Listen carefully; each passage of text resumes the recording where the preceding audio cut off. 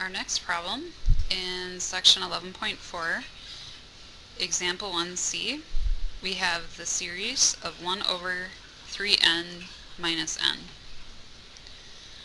So this is really similar to part A. It just differs by, instead of having plus here, we have minus. So, you'd probably think, hey, let's try to do the same way. The dominant term in the denominator is going to be 3 to the n as n gets big. So that's my b sub n. Try to do my comparison here, and notice that we have, because of the way this inequality went, and that the sum of 1 over 3 to the n is convergent geometric, so we again did that work in example 1 part A, that having our a sub n term being bigger doesn't really tell us anything. It could still be divergent, or it could be convergent, we just really can't tell anything. So this comparison did not help us. So if you're really devoted to this comparison test, you might say, well, maybe I just need to pick another b sub n, and sometimes that actually works. Although if you pick the dominant thing, usually it's not worth pursuing this anymore. We're going to learn some more techniques that will actually help. So anyway, if we're just kind of stuck on this, what if we try 1 over n, and I'm doing it here to kind of show you and illustrate what that would look like. Also, another thing, if you can't really tell, you can always plug in n equals 1, n equals 2, etc. just to get a feel for which way this inequality goes. Our sum of 1 over n is divergent, harmonic series again, and so this inequality again is not helping us because we have our a sub n being less than the b sub n, where the sum of the b sub n is divergent. So maybe it's divergent, it's a smaller infinity, or maybe it's just a constant, we don't really know. So our comparison didn't help with both choices of b sub n. So it's really not working out for us. But there's actually another option, the limit comparison test. So it's a little different, similar, but a little different. And it's called the limit comparison test. So as you can imagine, it uses a limit.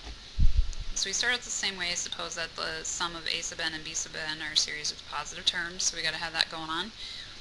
If the limit as n goes to infinity, the ratio of a sub n and b sub n equals c, so that c is a value.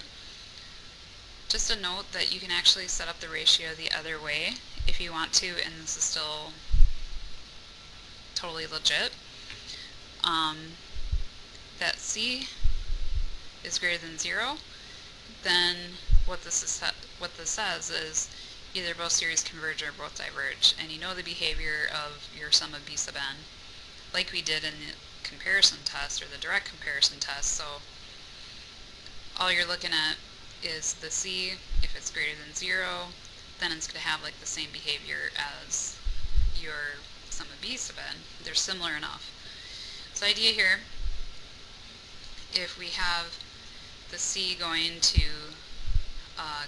or this limit going to a constant that's greater than 0, it's sort of like saying these are behaving similar enough that in ratio, when we take the limit as n goes to infinity, that we get a value here that's greater than 0, then we can conclude they're going to have the same type of behavior.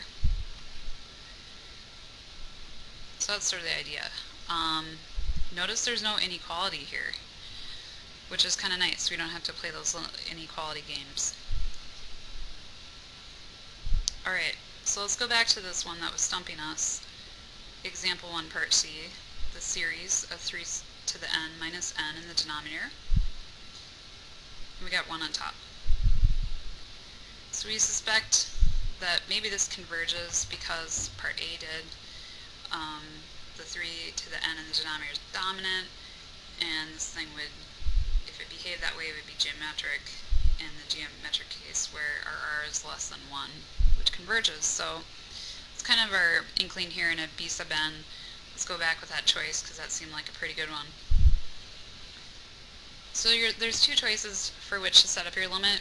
Usually it doesn't really matter, but it's just good to be aware of, because maybe the algebra or something will be easier with one choice over the other.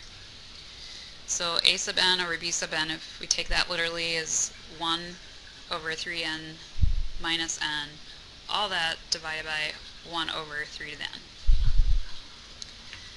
Just realize that you could write the ratio this other way and apply the limit comparison test with total legitimacy,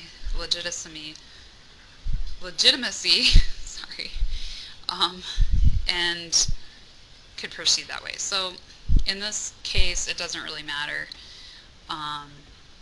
So we'll just go with the traditional a sub n over b sub n. Alright, we have some algebra to do.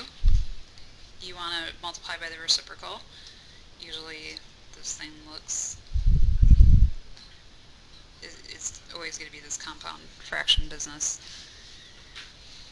So what I have is 1 over 3n minus n times 3 to the n over 1. Alright. Nothing really canceled. Sometimes you get lucky and some things cancel, but not the case here. Often we get infinity over infinity in the limit comparison test here, which is what we got here. But notice that if you do L'Hopital's rule, this some good things will happen here. The n will reduce. The derivative of 3 to the n is almost itself. It's ln 3 times 3 to the n. So that kind of will change a little bit, but not a ton. And we just got to wait out the n reducing. So the derivative of n is 1. So you're getting that down to a constant. Still can't do some algebra here yet to do some canceling, but we just got to wait one more turn with L'Hopital, and we're going to get it. So when I take the derivative again of 3 to the n times ln 3, I get 2 ln 3's multiplied, so ln 3 squared times 3 to the n, ln 3 squared, 3 to the n, derivative minus 1 is 0. So that thing is flat out just 1, and so the limit as n goes to infinity of that will also be 1. Alright, so going back to what we were doing here, what were we trying to accomplish? So here we have our formula sheet, an excerpt for which the applies here limit comparison test, and in the convergent versus divergent column we have some information here. Notice it's the same, and we need to characterize the series of b sub n, whether that converges or diverges. So that's the difference. The limit here we got was 1, by the way, which has to be greater than 0, so we are getting some sort of conclusion here with this test, which is good. If we scroll back up here, our b sub n was 1 over 3 to the n, which is geometric. So we kind of went through that whole deal that that series is convergent. So because we got an L or C, L in the note sheet, C in the definition in the book, that is equal to 1, which is greater than 0, we can conclude that this series also converges. So this is by limit comparison with a series of 1 over 3 to the n.